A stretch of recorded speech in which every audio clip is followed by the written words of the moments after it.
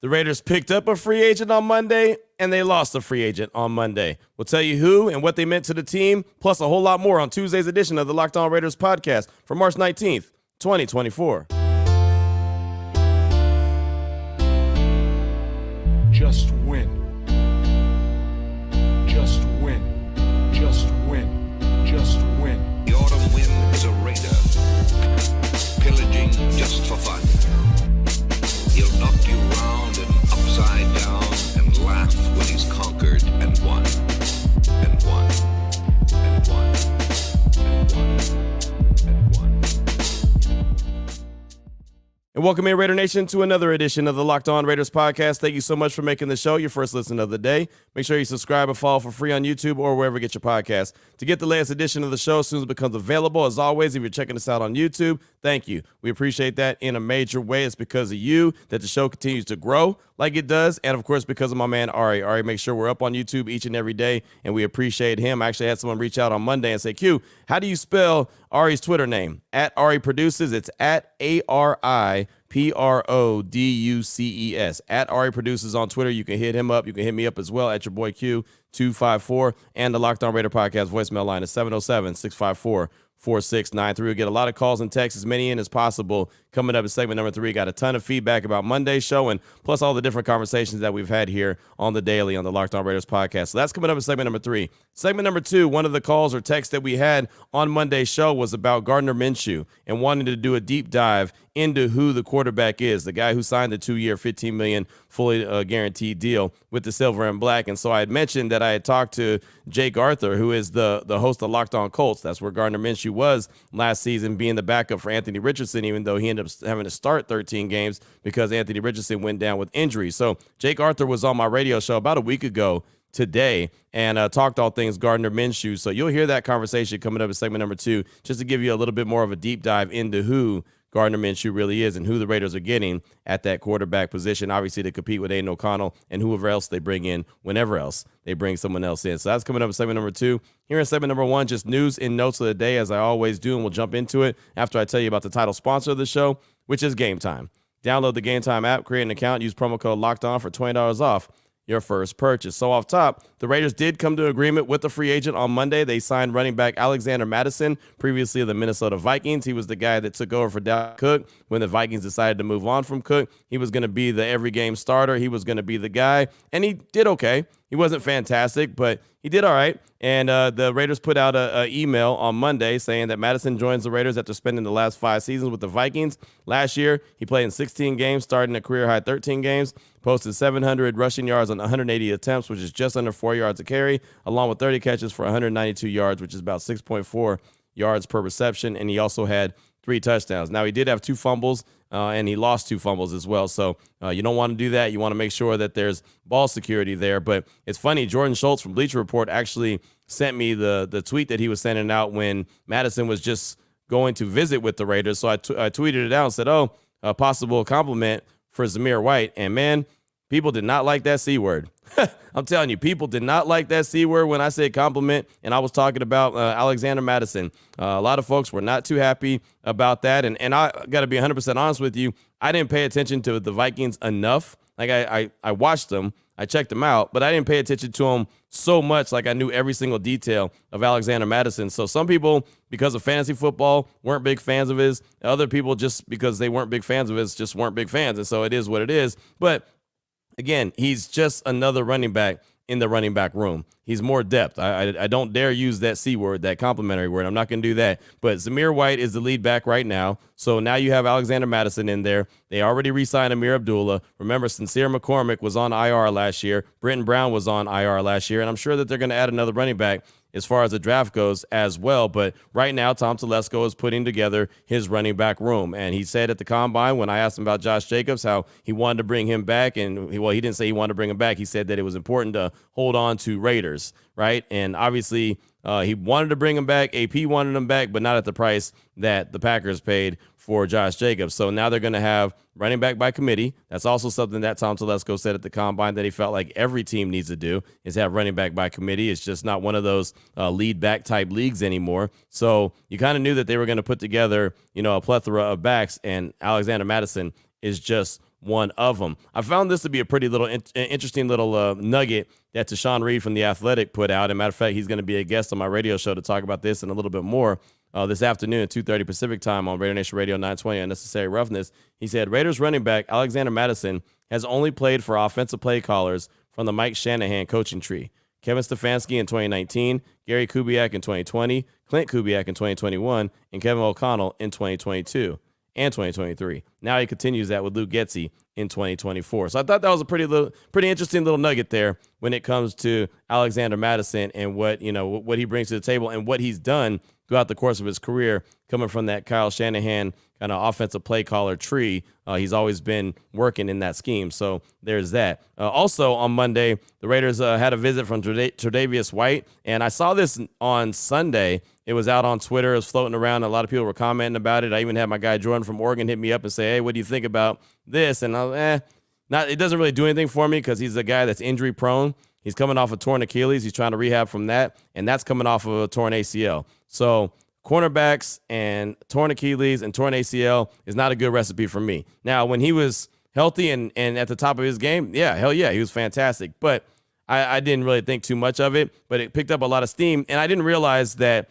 when they put out the tweet, matter of fact, Mike Garafolo from NFL Network put out the tweet, former Bills All-Pro and Pro Bowl cornerback Tre'Davious White has visits scheduled with the Rams and Raiders this week, with a few more teams showing interest as well. White, cut by Buffalo earlier this month, is working his way back from a torn Achilles. When he put that tweet out, and I saw it on Sunday, I didn't think the Raiders were going to be up first on Monday. I thought the Raiders were going to have a visit from White later on in the week. So I was like, I'll talk about it when he actually visits. Well, he visited on Monday.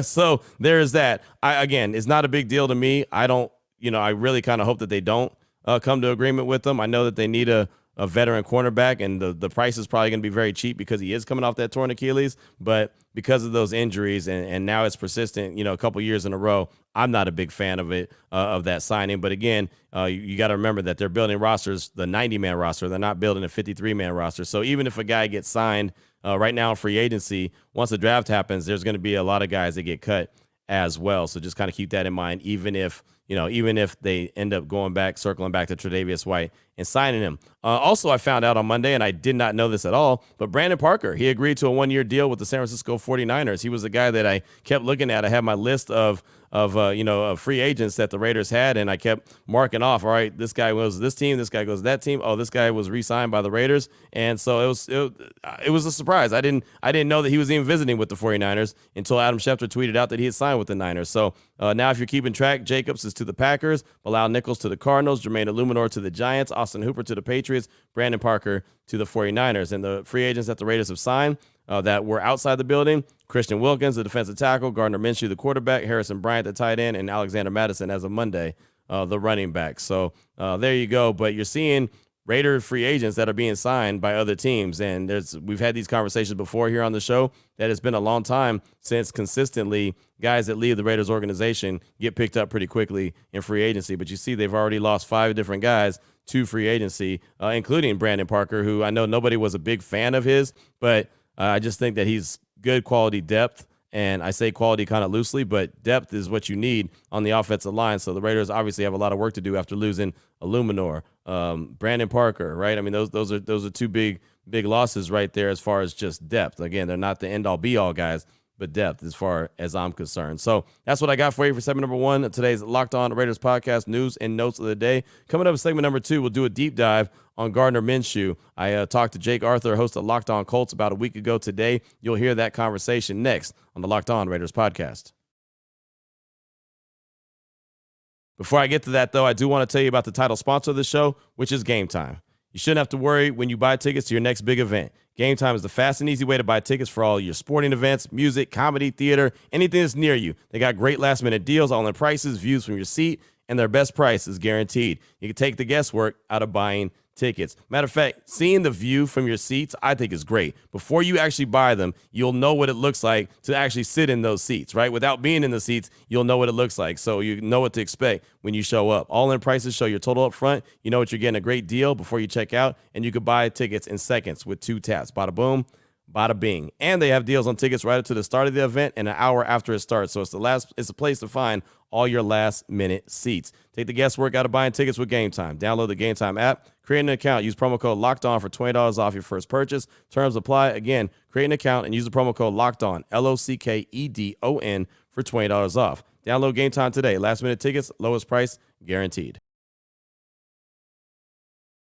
All right, Raider Nation, here we go. Segment number 2 of today's Locked On Raiders podcast. Time to do a deep dive into quarterback Gardner Minshew, something I did on my radio show about a week ago today, but we got the call on the show, and you heard it on the show on Monday about Gardner Minshew, and kind of wanted to do a deep dive into him and learning exactly what the quarterback that the Raiders have received in a 2-year, $15 million fully guaranteed. I know the deal is worth up to $25 million, but the fully guaranteed money is what I look at. So 2 years, $15 million is what Gardner Minshew is guaranteed. So wanted to do that deep dive. So Jake Arthur, host of Locked On Colts, joined my radio show to talk all things Gardner Minshew. And we started off with me just asking what he thought of the move, the Raiders agreeing to terms with quarterback Gardner Minshew. It's a decent move for the Raiders. I mean, I think Gardner is a decent bridge quarterback.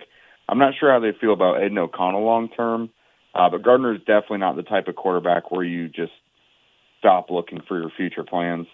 Because he was never really supposed to play for the Colts. Right. They signed him knowing they were still going to draft a rookie in the top 5 there, and they got him for insurance. And it's good they did because I mean he helped lead them to the doorstep of the playoffs. The Colts really should have made the playoffs. You know, just within a season when you finish that close, it comes down to a couple plays.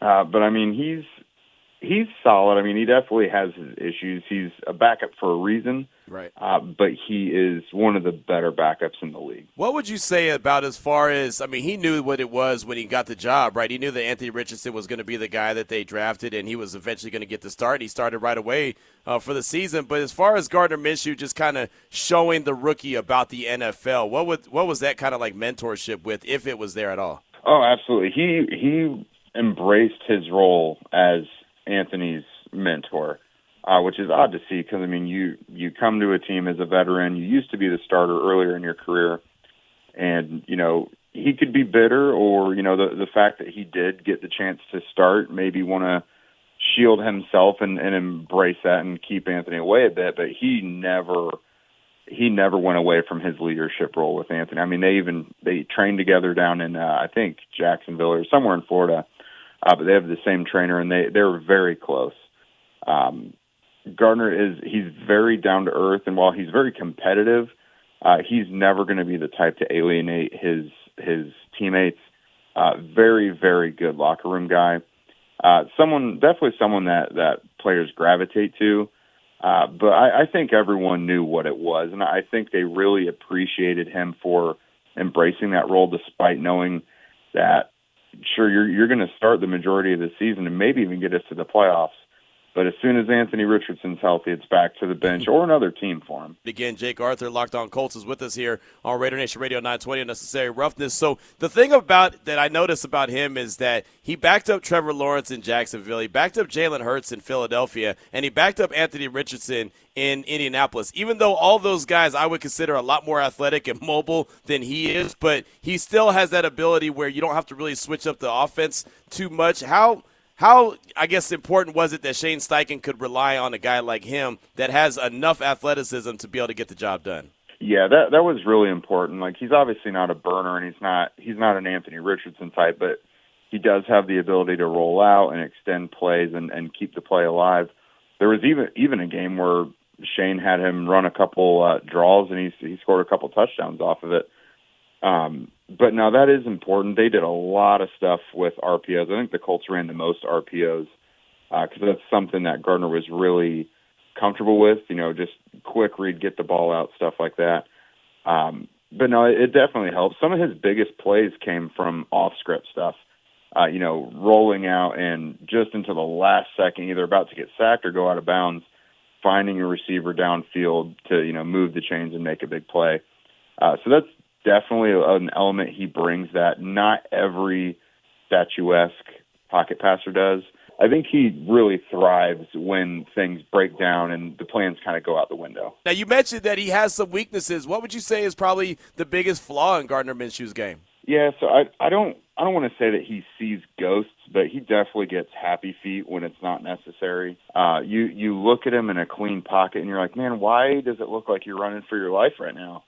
And he does that. He doesn't necessarily calm down. He throws a lot of the time off balance.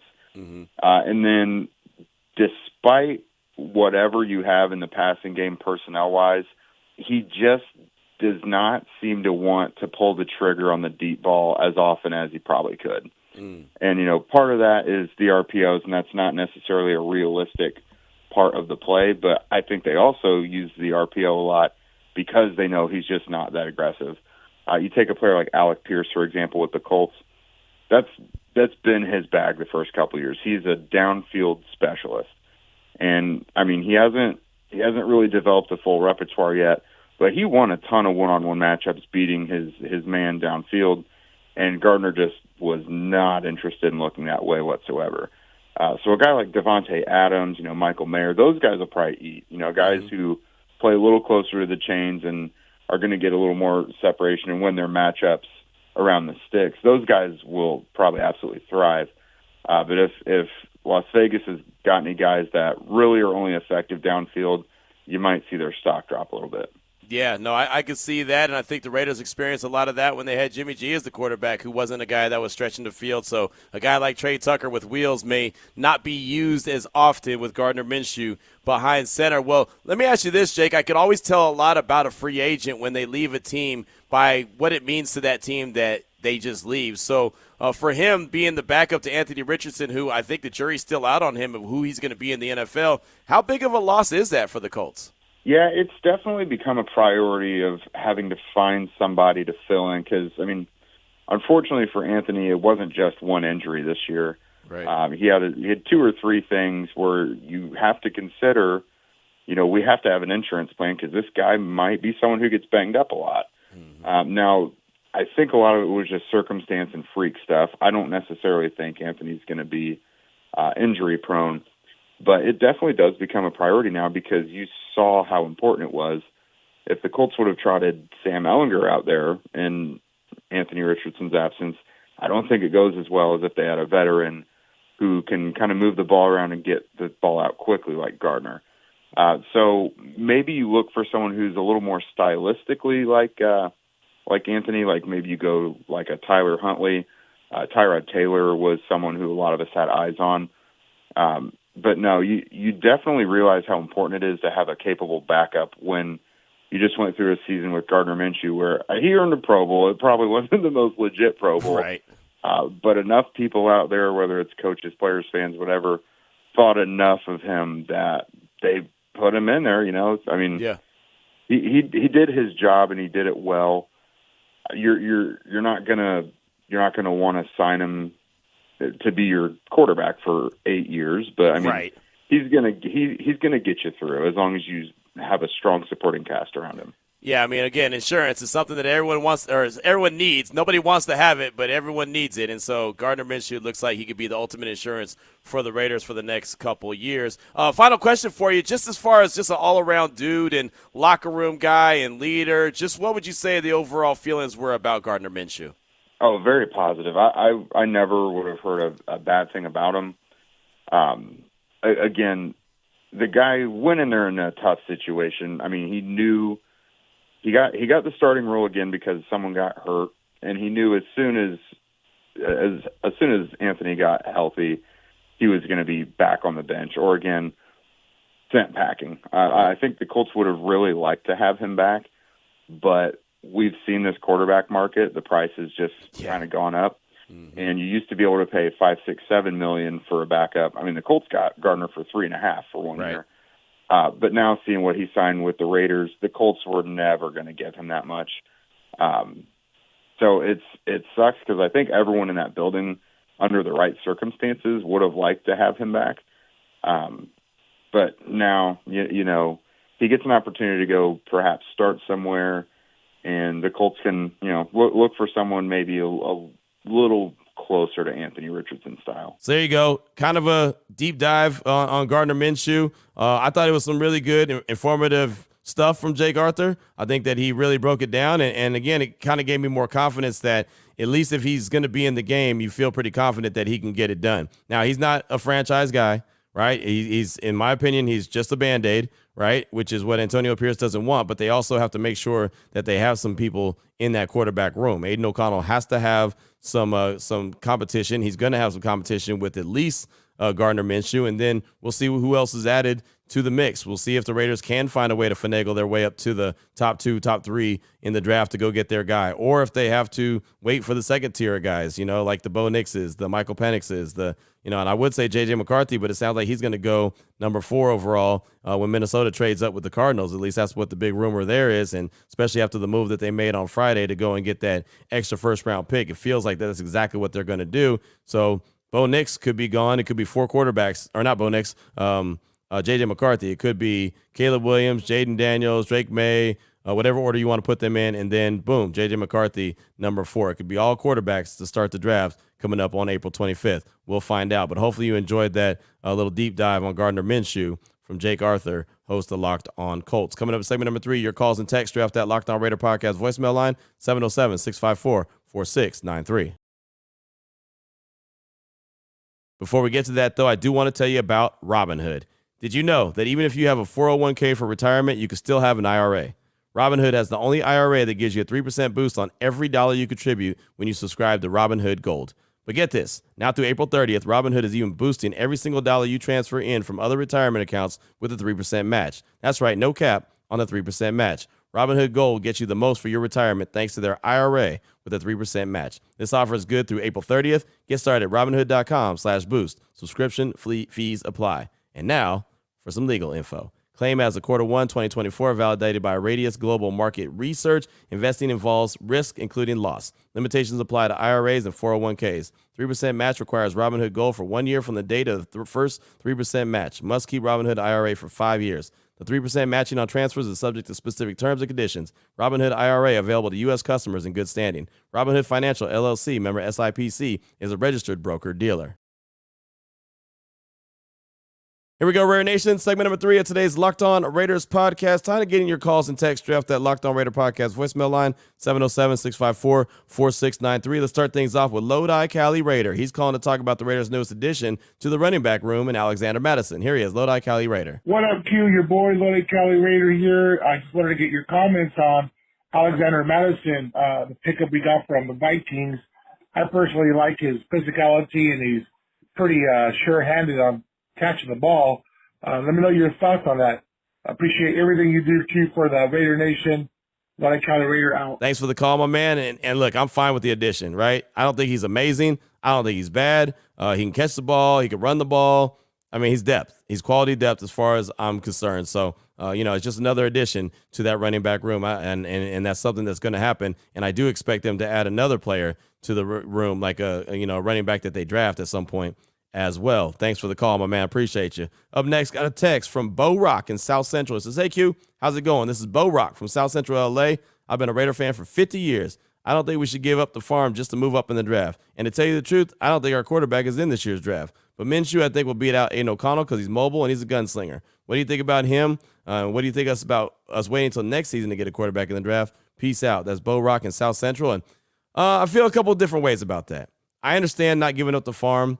I think with the Raiders and the talent that they have on the team, now would be the time to do it if you're going to do it at all.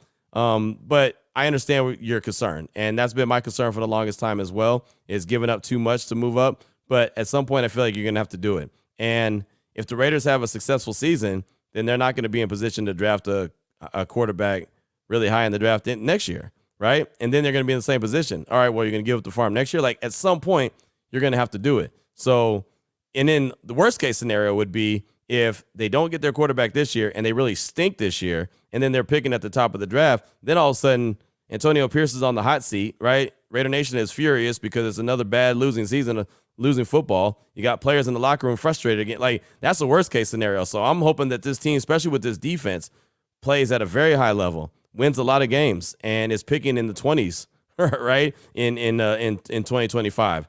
ideally, right? Because ideally they make the playoffs this year. And then once you make the playoffs, then, hey, whatever happens after that, right? So that's what I'm hoping happens. So you won't be in any position to go and get your quarterback then unless you, well, trade the farm. So it's kind of, it kind of is what it is. As far as Minshew, I think he's cool. I think him and O'Connell could battle it out. I do like the fact that he can run.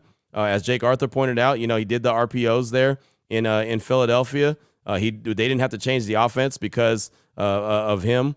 He was able to back up Anthony Richardson just like he was able to back up Jalen Hurts, just like he was able to back up Trevor Lawrence. Like, I like that about him. He's athletic enough. He's never going to be a guy that you're going to mistake for some fleet-footed dude, but he's able and is willing to use his legs to get out of trouble and pick up first downs when he needs to. So thanks so much for that text. I do appreciate you. Up next, got a call from 6'7" from the west side of Phoenix. He's calling to talk about Tre'Davious White and the visit he had with the Raiders on Monday, and also has an idea about the quarterback position. Here's 6'7" from the west side of Phoenix. Q, Raider Nation. This is your boy 6'7" from the west side of Phoenix. Wanted to hit on this Tre'Davious White stuff. Why are we even visiting that? Why are we picking up an injured player? What benefit are we going to get for that? Is it more risk than reward? Are we paying him, if we were to try to pick him up, are we going to pay him on a one-year deal? Like, how much? Why wouldn't we just stick to what we got as far as youth? I would rather have some youth out there than to pick up a guy coming off an Achilles injury. This guy's been injured pretty much his whole career. Has he only played like 10 games in the last season, or is it a couple seasons? Anyway, I don't want any old injured players. If we're going to go after a vet, let's go after a vet that doesn't have any injuries for corner. If we need some leadership back there, let's pick up a veteran corner with no injuries like that. We do not need to be wasting our time on a guy with a big name when healthy is a great player, but like I said, when healthy. I would rather for us to stick to the draft. What about Jacorian Bennett? What about some of the other youth that we have playing corner for us? Let's develop our own guys, man. It just makes no sense to me. I hope we take Penix. I know this is off subject. Take Penix in the draft and let it do what it's going to do. 6'7", west side of Phoenix. I'm out. 6'7", my man. Thanks so much. All I can think of, kind of side note, when I say 6'7", all I can think about is Lil Wayne. 6 foot, 7 foot, and you know what I mean? You remember that song? All right, Anyway, so shout out to you. Shout out to Lil Weezy as well. But thank you for the call, and I'm with you, man. I'm with you 100% when it comes to Tre'Davious White. As I mentioned in segment number 1, I don't want anything to do with that guy. Again, nothing against him. He was really good at one point. He was very, very good corner at one point. I remember when he was coming out of LSU, people were talking about him as a real potential lockdown corner, and I kept saying, man, I just don't see it. Right? There's too many flaws in his game, and he ended up being really good. Now the problem and the flaws with his game are just injury related. So unfortunately for him, that's not the business. And if they were to sign him, it'd probably be a very cost effective move. And, they'd have an option to be able to get rid of him too. I mean, they're building a roster for 90 men, not 53. As far as Penix goes, I'm good with grabbing him and rolling with him as well. I like Michael Penix a lot. I think he's got a very strong arm. He's accurate. Right, he can move just a little bit, get out of harm's way. The recipe for him to have a successful play is to have a strong running game, and also wide receivers that can stretch the field. And we know that Trey Tucker is there for the Raiders, and he can stretch the field. He's got speed to go. I think the Raiders add another wide receiver that can go and actually get the ball as well. Maybe a taller guy, a little bit fat, guy with some wheels as well. So there's that. But yeah, I like Michael Penix a lot. Right, and if he might have to sit behind, Gardner Minshew or Aiden O'Connell for a year and get ready, he doesn't necessarily have to be thrown into the mix immediately. But obviously, everyone wants Jaden Daniels and is hoping that the Raiders can find a way to make that happen, including myself. But thanks so much for that call. I do appreciate you. Up next, I got a text from Mr. James. He says, "Hey Q, it's Mr. James out of Nashville. Been listening for about a year now, and it's the first time texting in. I'm not gonna lie. After listening to Gardner Minshew's press conference, he straight up seems like a dude I'd go to the bar and crush some beers with.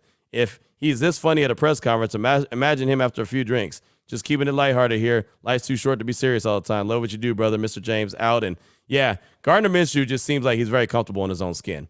And I can appreciate guys like that. That's that's the first step to being successful. That's the first step to happiness, is being comfortable with you. He is very comfortable with who he is. He knows what his role is. He knows he wasn't signed to be, some franchise quarterback for the next 10 years. I mean, he's, Mr. 2-year guy. That's basically his MO. He's just about everywhere a couple years and then he's gone, right? And so that's kind of what it is. And he makes a good living, right? And has fun doing it, and he wants to compete. So I don't have a problem with it. Again, it's nothing that was a sexy signing. No one got super excited when Gardner Minshew got signed, but he's a Raider now. And he's going to be competing with Aiden O'Connell, and there's a chance that he can beat Aiden O'Connell out because, well, he's been there, done that. He's got a lot of starts under his belt, so he's very comfortable with the NFL game where Aiden O'Connell's still trying to figure it out. But I think that'll be a nice, healthy competition when training camp opens up. Mr. James, thanks for the text. I do appreciate you. And I'm sure with a few beers in him, he'd really be a lot of fun. And believe me, Nashville, well, you ain't got to believe me, Nashville is the place to go have some beers, man. I went to the draft there in Nashville. It was fantastic. So became a big fan of that city after that. So, Mr. James, appreciate you. Up next, got a call from Eric in Oakland. It's the 5 and Dime. He's calling to talk about last season and how he feels about how it played out after AP took over November 1st. Also, he brings up Aiden O'Connell. Here he is, Eric in Oakland. Yo, what's up, Q? This is Eric from over in Oakland. I got a couple of things here to say here from your podcast. I love it, by the way. Every single day we hearing over here your podcast. It's a great podcast, man. Good content of the Raiders and keeping us updated. But yeah, man, I got a little something to say here in regards to last year. One thing that a lot of people kept pushing and rooting for is for the Raiders to win.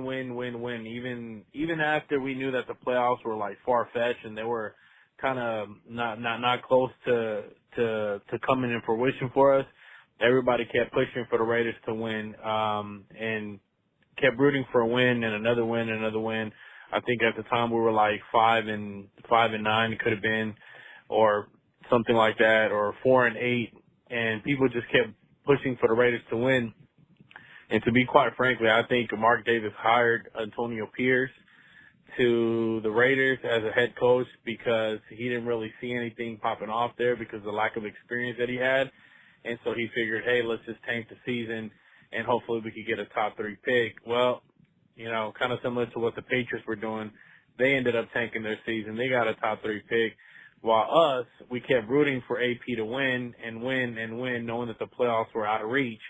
Now we finished 8 and 9. There was an opportunity for the Raiders to make the playoffs, but facing the Colts, and then nothing happened. The team lost. The only real opportunity we had to make it to the playoffs, the team lost under Antonio Pierce. And so we finished 8 and 9. And now we're picking 13.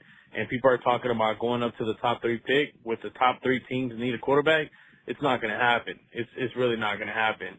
And as far as AOC, I'm willing to ride it out with AOC. AOC had a pretty good year last year. He was a rookie. By the way, he was a rookie. In his last 5 games, or his last 3 games after his development in the beginning of the season, 8 touchdowns, no interceptions. So keep that stat up. You know what I mean? We'll see how he plays in the second year after being a rookie.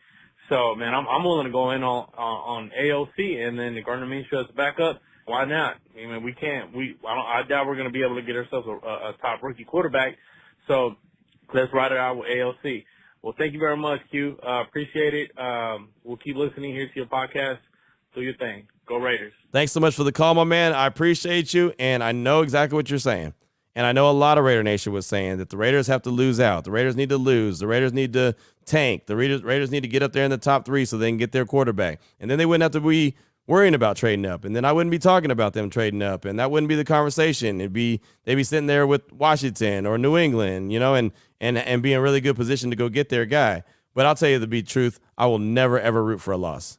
I will never, ever hope that a team loses. Like, I'll never hope that the Raiders lose, right? I mean, that they're going to lose, but I'll never say that I think that they should do that. And honestly, if they had lost all those games, AP's not the head coach. And I think everyone's very happy with AP being the head coach. So you couldn't have it both ways. He couldn't win games and not lose draft space, right? I mean, he had to win games to show that he can be the guy and hold on to the job. And that's obviously what he wanted, was to be the head coach. I think that he's in a good place. I think the Raiders are in a good place with him.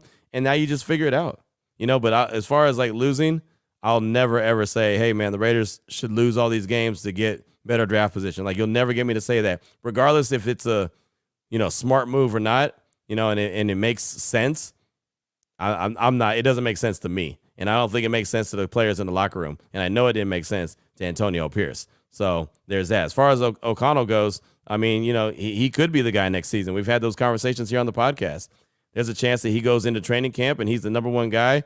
He's competing with Minshew now, obviously, but he could be that number one guy. They could build the team around him, continue to bolster up the offensive line so he doesn't have to run around too much and be ready to go. Have a new offensive playbook where he's not dealing with Josh McDaniels' system and Bo Hardegree, who's a brand new play caller. Like, there's a lot that could make Aiden O'Connell better, but there's no doubt there'll be a competition between at least Minshew and O'Connell, and I believe it'll be another quarterback named later once they get into the draft. So thanks so much for that. I do appreciate you. I'm trying to think if I have time.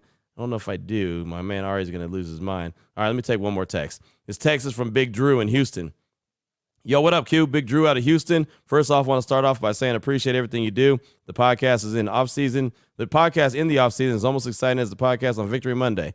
Almost, LOL. Anyway, I want to double down on my last couple calls. I said if we could sign Wilkins and draft either a Mitchell or an Arnold, it would make our defense a top 5 defense. And a week later, we entered free agency with a splash in signing Wilkins. Now all we need to do is draft one of the 2 corners mentioned, and we'll get to see the fruition of my prediction. Second, I said with our OC hire, we could kiss the thoughts of Daniels goodbye. I compared his playing style to Fields, and even though they aren't the exact same quarterback, I just didn't believe we were going to end up with Daniels or Fields. Now that seems truer than ever. All that to say, what I would like the Raiders to do after the Wilkins signing is draft Arnold or Mitchell and still end up with Michael Penix Jr. Wishful thinking. I'm only a fan, but what a home run that would be. And truth be told, it's not outside the realm of possibility. Would love to know your thoughts. Big Drew out from Houston. Yeah, and thanks, Big Drew, for that. I appreciate you. And look, I still think that they could be in the play and they could make a move. I mean, all they could do is offer something to one of those top teams, and all they, the worst they can say is no. So you still go after it and still try to go get it. But if you can't, then, you have to have your plan B. And Michael Penix very easily could be your plan B. And it's funny, Pro Football Focus did a 3-round mock draft. And matter of fact, I was going to bring it to the table. I never got around to it. They did a 3-round mock draft that I checked out. And in round 1, they actually had the Raiders taking Terrion Arnold, the quarterback from Bama. In round 2, they had them taking Michael Penix, quarterback out of Washington. And then in round 3, they had them taking Jalen McMillan, wide receiver out of Washington, to team up with Michael Penix. So there's a lot that believe Penix is a 2nd-round guy.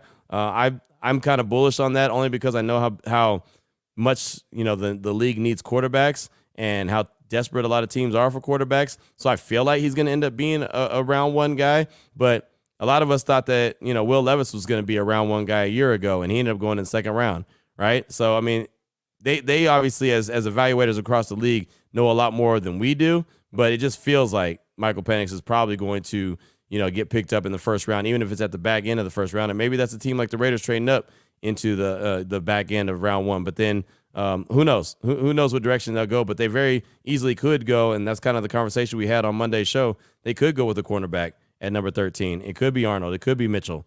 We'll see. But thanks so much for that. I do appreciate you. I'll go ahead and get one more call in. Sorry, Ari. Raider X, close us out. He's calling to talk about Monday's podcast and the options the Raiders have at 13. If not a quarterback, he has an idea of his own that he likes. Here he is, Raider X. Yo, Q, the Raider X. Hey, I really liked your podcast today. So many different scenarios and possibilities that are out there with, so much emphasis on quarterback this draft. Getting down to the skinny of what I called about that last statement that you made right now, closing this podcast, about, what they're drafting, going to offensive tackle, which are all great, realistic, practical, business-like, ideas, or even going cornerback. But that last statement is talking about making sure that, maybe they make it a super strength. So, I really don't want to talk about, some crazy idea, but the same thing, wouldn't that be Raider-like, to have just a crazy, defensive tackle or defensive line, and you say, I know that AP is, that line thing, but imagine having that type of a line. I mean, that is just insane. And, throughout the whole league, one thing that the Raiders will be known as is look at the crazy, crazy line that they're bringing. That thing is just on another level. So, just your thoughts. I'm just interested to see what you think. All right. Raider X out. See, that call was worth it. That's why I had to squeeze that one in. It was really good. The Raiders could draft Murphy, right? I know I talked about it on Monday that I feel like offensive line or corner is the way to go and what they would do if they stay there at 13. I still believe that. But they very well could make a strength, an even better strength, and absolutely have a bully of a front four. And that's like the Niners for years, right? Just had loaded up on defensive linemen and had guy after guy after guy, wave after wave after wave being able. I mean, there were just guys that were coming at you like, bloodthirsty pirates from that defensive line. So, yeah, they absolutely could do that. Have one of the deepest defensive tackle rooms, have obviously the edge rushers, have a Aces Wild or a Joker Wild and Tyree Wilson, and he could play outside and inside. I mean, there's a lot of different things that they could like. They could definitely go after Byron Murphy. I just think that with the need at the offensive line, especially the tackle position, I think that they would go with the tackle or a corner because those are still two areas of the team that they need. You want to have the highest impact type of guys you can get. So that's why I think they go in that direction, but you're not off on saying that they could easily strengthen a strength and make that the biggest and baddest defensive line in all of football, right? I can easily see that as well. So that's the beauty of the draft. We'll see what happens. And it's, just a little bit over a month from now in Detroit. Looking forward to being there and bringing you all the coverage. So that's all I got for today's show. Went a little bit longer than we were supposed to, but that happens every once in a while. I do appreciate you. Coming up tomorrow, we'll have more calls and texts. We'll have more news and notes for sure, seeing if the Raiders are active some more in free agency or if maybe they lose another guy in free agency or two, because they had plenty of guys that were available for free agency. So we'll see what happens. And, of course, we'll have plenty of conversation as well. So until then, Raider Nation, take care of yourself, take care of your family, love on your family. Most importantly, as always, just win, baby.